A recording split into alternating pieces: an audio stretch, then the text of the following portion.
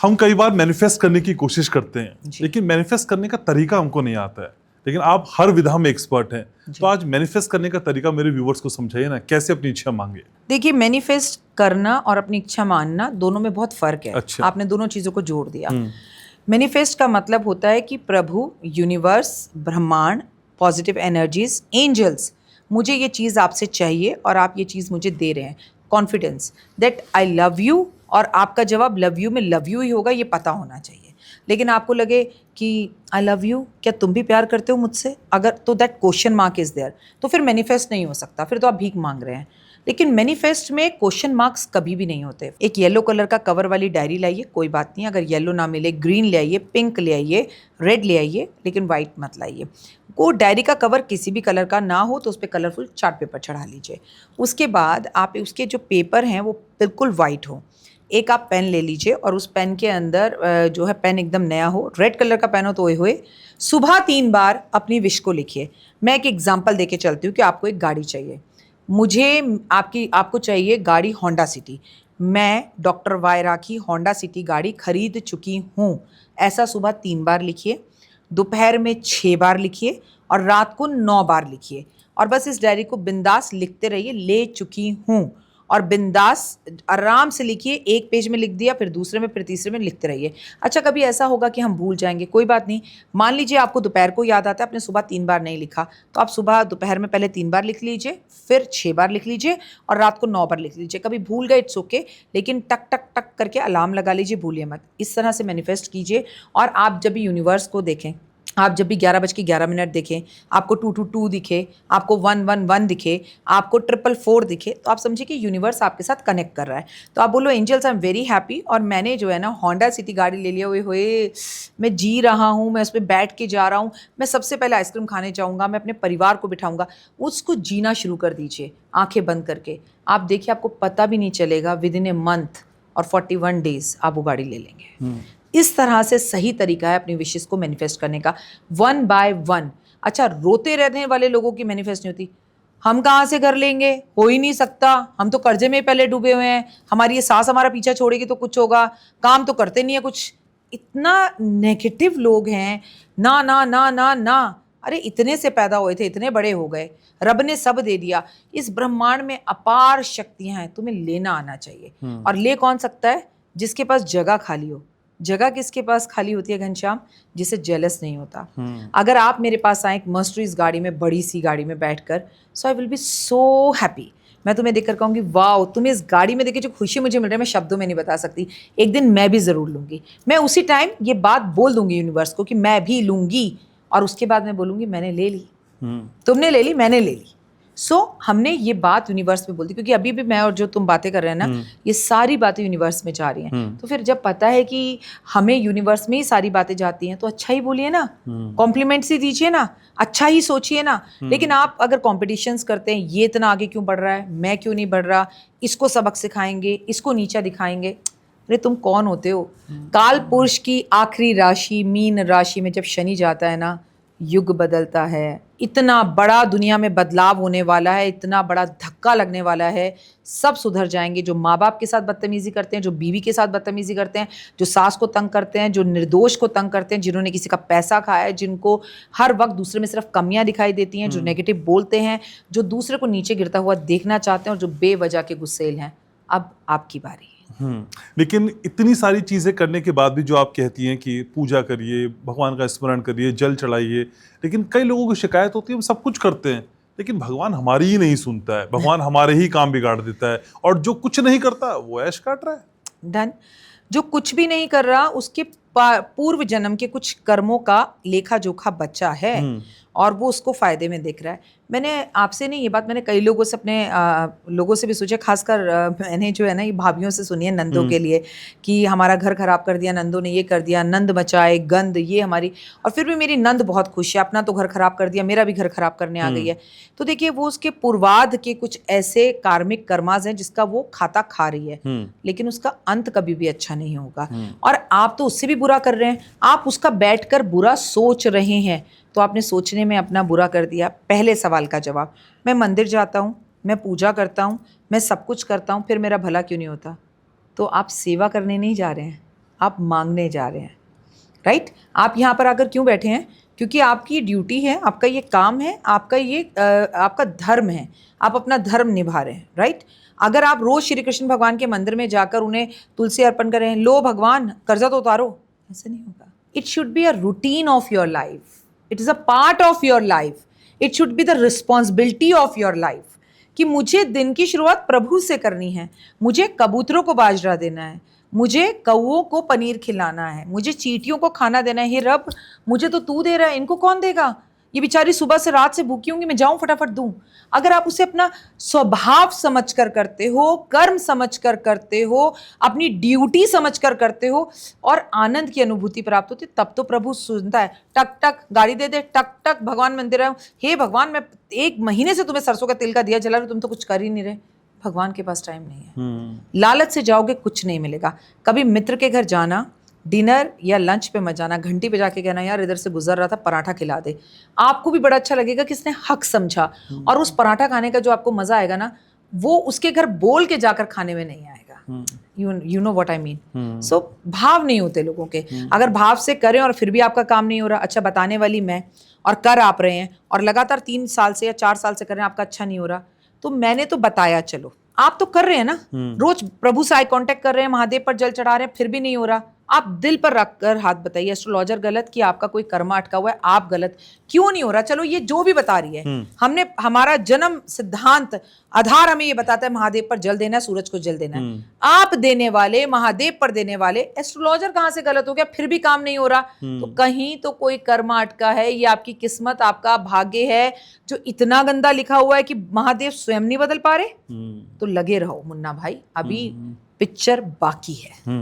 लेकिन जिस पिक्चर का जिक्र बार बार कर रही है, जो शनि को लेके है, और कई की ढैया शुरू हो रही है, कई की 7.5, शनि को लेकर पहला भाव डर का ही आता है, और कई व्यूवर्स ये जानना चाहते हैं भाई शनि देव को हम प्रसन्न कैसे करें? कभी भी नहीं कर सकते आप उन्हें प्रसन्न, उन्हें प्रसन्न करने की कोशिश भी नहीं करें। कलयुग के अंदर सबसे खूबसूरत अगर कोई देवता है तो वो शनि है। कलयुग के अंदर सबसे आसानी से सब कुछ देने वाले हैं तो वो शनि हैं। उनके स्वभाव को जानते हैं आज। वो न्यायाधीश हैं, वो जज हैं।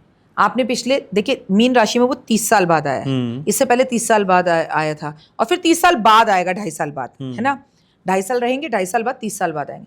अब वो 30 साल में आपने जो जो किया पहले तो उसका हिसाब होगा। अब जरा आंखें बंद करो, जस्ट क्लोज योर आइज, मेरे साथ आप जो मुझे देख रहे हैं आंखें बंद करो और देखो इस 30 साल में किसका हक मारा है, किसको गालियां दी हैं, किसके साथ बुरा किया है, किसको चीट किया है, किसको ब्लैकमेल किया है, किसको धोखा दिया है, कहाँ पैसा हड़पा है, किसको नुकसान पहुंचा है। ईमानदारी से बोल रही हूँ, अगर इस वक्त 100 लोग भी आपका पॉडकास्ट देख रहे हैं ना, तो 99 जवाब खुद ले लेंगे। जो पहला पत्थर वो मारे जिसने पाप ना किया हो, जो पापी ना हो। कई बार हमने अपने परिवार के लिए किया, कुड अंडरस्टैंड, कई बार मजबूरी में किया, कुड अंडरस्टैंड, लेकिन यार कम से कम आप चोरी करके ये तो मत कहो आप बड़े महान हो, ठीक है? नहीं, ये तो गलत बोल रही है, ये तो गलत कह रही है।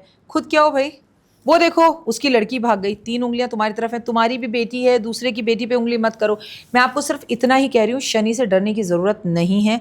शनि बहुत जल्दी प्रसन्न होते हैं और 3 चीज़ों से होते हैं, जल्दी उठने से, डिसिप्लिन में रहने से और माँ की सेवा करने से, और उनके गुरु हैं महादेव। क्या बिगाड़ेगा काल उसका जिसके महाकाल जिसके साए पे। तो महाकाल के दर्शन कराओ, महामंदिर हो आओ, शिव मंदिर रोज जाओ, गुरु की उंगली पकड़ लो। मैं देखती हूँ कैसे आपको शनि कुछ कहता है, कुछ नहीं कहेगा। सबसे पहले गुरु माता पिता, दूसरे उनके गुरु यानी कि महादेव, और तीसरे बार बार शनि देव की रक्षा करी है हनुमान जी ने। और आपको पता है उनका जीजा और साले का रिश्ता भी है। बहुत कम लोग ये कहते हैं कि हनुमान जी की शादी नहीं हुई। हनुमान जी ने जो है अपनी शिक्षा दीक्षा जो है वो सूर्य देव से ली। जब उन्हें खा गए थे तो उनके यहाँ पर जो है चोट लगी, उन्होंने सूर्य को मुख से निकाला, तो सूर्य ने उन्होंने सूर्य को कहा मुझे शिक्षा दो। उन्होंने उन्हें नॉलेज दी और उन्होंने बोला एक पाठ मुझे तुम्हें ऐसा पढ़ाना है जिसे पढ़ाने के लिए तुम्हारी पत्नी तुम्हारे साथ ज़रूर होनी चाहिए, क्योंकि मैं तुम्हें वो ब्रह्मचर्या में नहीं पढ़ा सकता। उसमें पति पत्नी अगर युक्ति साथ में हो तो तुम मेरी बेटी से शादी कर लो। उन्होंने शादी करी। तो इस हिसाब से सूर्य के जो पुत्र हैं वो कौन है? शनि।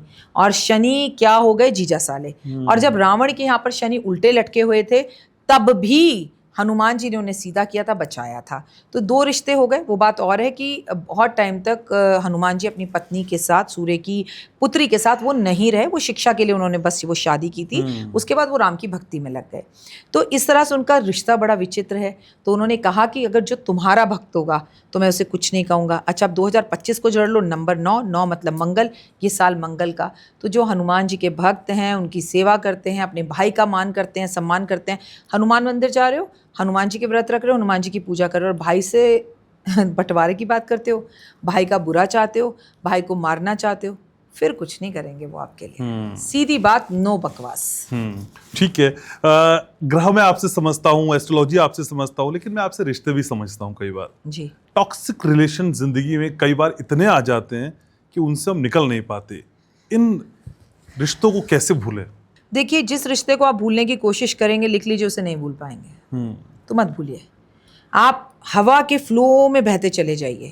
किसी को भी जब आप ब्लॉक करते हैं तो ये बात समझ लीजिए कि वो इंसान आपकी जिंदगी में सबसे स्पेशल होता है, उसे ही आप ब्लॉक करते हैं। अगर आपको किसी से बात नहीं करनी तो नहीं करनी, उसका फोन नहीं उठाना तो नहीं उठाना।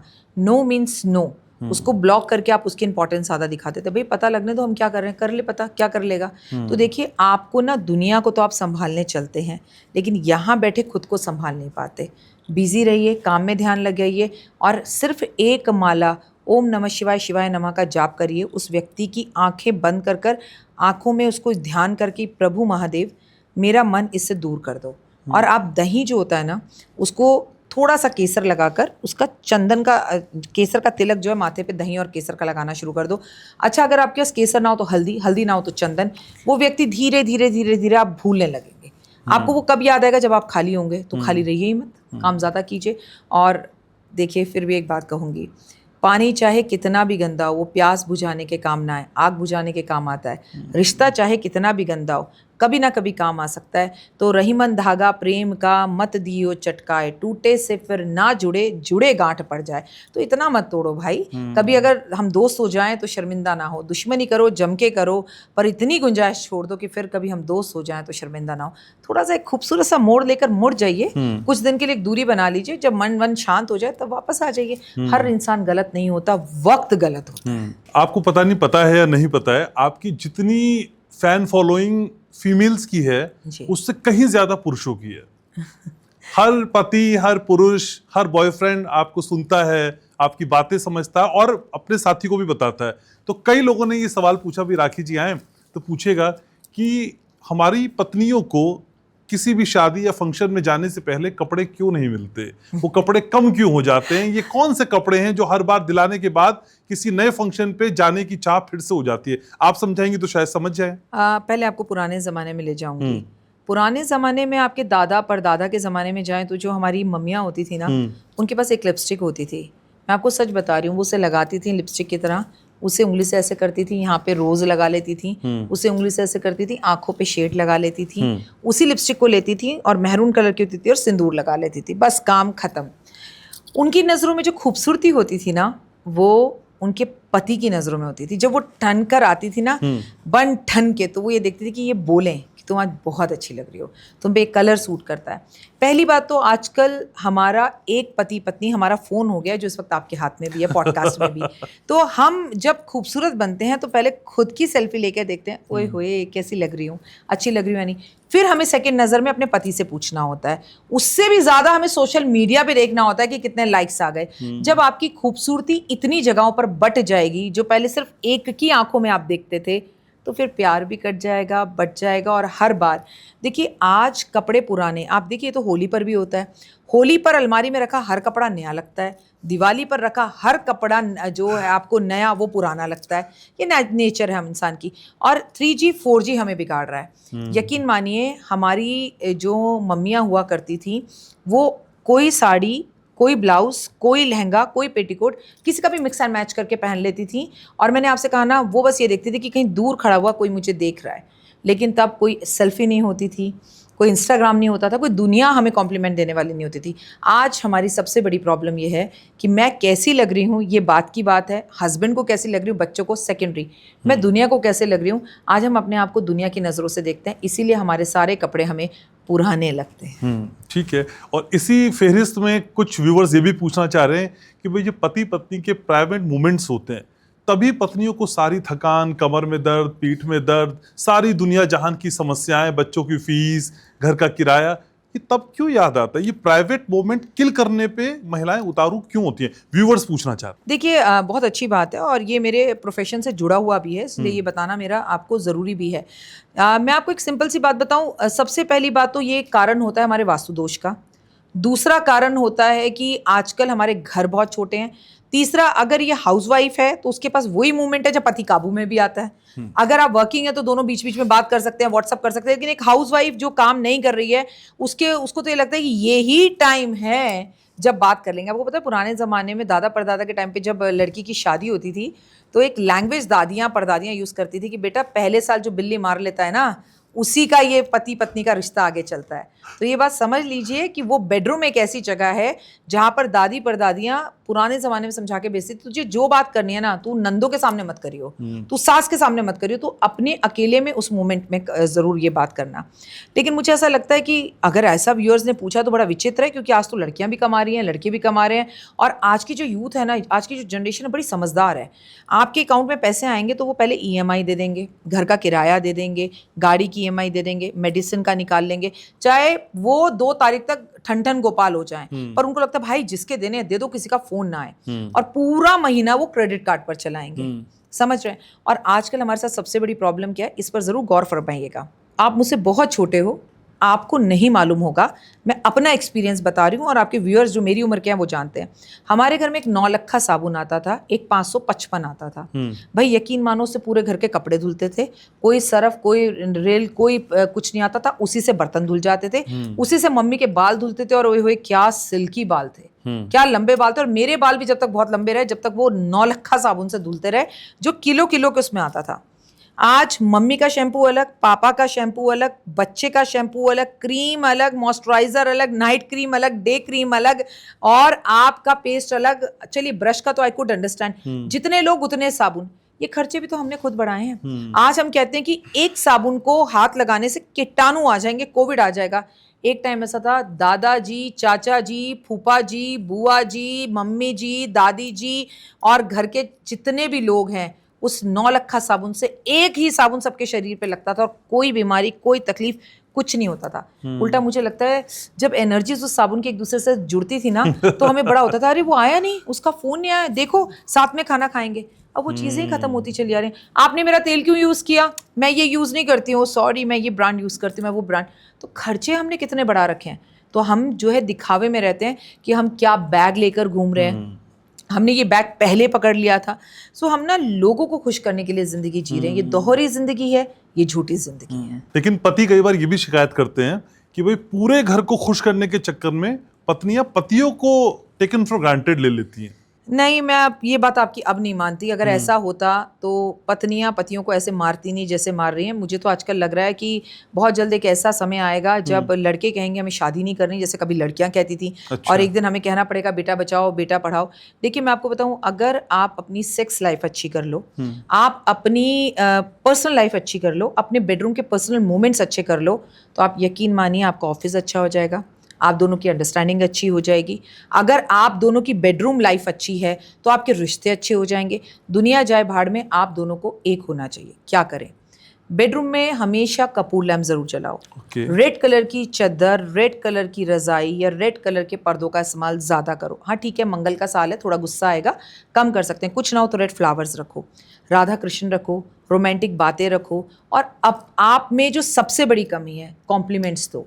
देखिए एक दूसरे की तारीफ करना, एजी ओजी जो हमारे लोग करते थे ना, उनमें जो प्यार था, उनकी आंखों में प्यार दिखता था, और वो इस उम्र तक दिखता है, मैं आपको बता रही हूँ। और हमारी शादी के बच्चों की शादी होने के 1-1 महीने में वो प्यार मिसिंग हो जाता है, वो अंडरस्टैंडिंग मिसिंग हो जाती है, वो एक चाहत, वो आंखों की जो चाहत है, चाहत भरी नजरें गायब हो जाती हैं। रीजन, लड़कियां श्रृंगार नहीं करती, पति को रिस्पेक्ट नहीं करती, हाँ ये तो ऐसे करते हैं, ये तो वैसे करते हैं, और अपने मायके को ज़्यादा वो तूल देती हैं, या लड़का लड़की को ज़्यादा रिस्पेक्ट नहीं करता, अपनी बहनों को ज़्यादा करता है या माँ को करता है। तो हम ना ये भूल गए हैं कि अहम रिश्ते सारे हैं, माँ को भी देखना है, मायके को भी देखना है। पर वो जब आप पब्लिकली सबके साथ हो तो आप तोता मैना की तरह हो, एक साथ हो, एक थाली में खाना खाएं, हाथ पकड़ें, इज्जत दें, वो आपकी और आप उनकी तारीफ करते रहें, देखिए आप जिंदगी में कितनी तरक्की पाते हैं। सारी बात पतियों की हो रही है तो पत्नियों का जिक्र करना भी जरूरी है। जी। पत्नियां कहती हैं भाई सास ससुर के सामने मेरा पति स्टैंड नहीं लेता मेरा। जी, ये स्टैंड क्यों नहीं लेता पति? देखिए स्टैंड पति को लेना भी नहीं चाहिए। मैं ये मानती हूँ कि उसको ये बोलना चाहिए ये तुम दोनों की प्रॉब्लम है, तुम दोनों आपस में देखो। जहां पर सास गलत है, मतलब माँ गलत है, माँ को गलत कहो। जहाँ बीबी गलत है वहां बीबी को गलत कहो। और स्टैंड लेने का मतलब ये नहीं है कि आप ये कहो तुम मम्मी ऐसा कर रही हो, तुम वैसा कर रही हो। देखो सास एक पका हुआ आम है, शी कांट चेंज। उनके नेचर सिग्नेचर नहीं बदल सकते। मैं ये नहीं कह रही कि हर बार बहू ही कंप्रोमाइज़ करे, चुप हो जाओ, एक चुप सौ सुख। आप मम्मी को प्यार से बोलो जैसे आप अपनी मम्मी को गले लगाकर बोलती थी। अब देखिए आपके बहुत सारे व्यूअर्स हैं जिन्हें बहुत प्रॉब्लम आएगी, राखी जी ये कहना बड़ा आसान है, मेरी सास ने ये कर दिया, मेरी सास ने।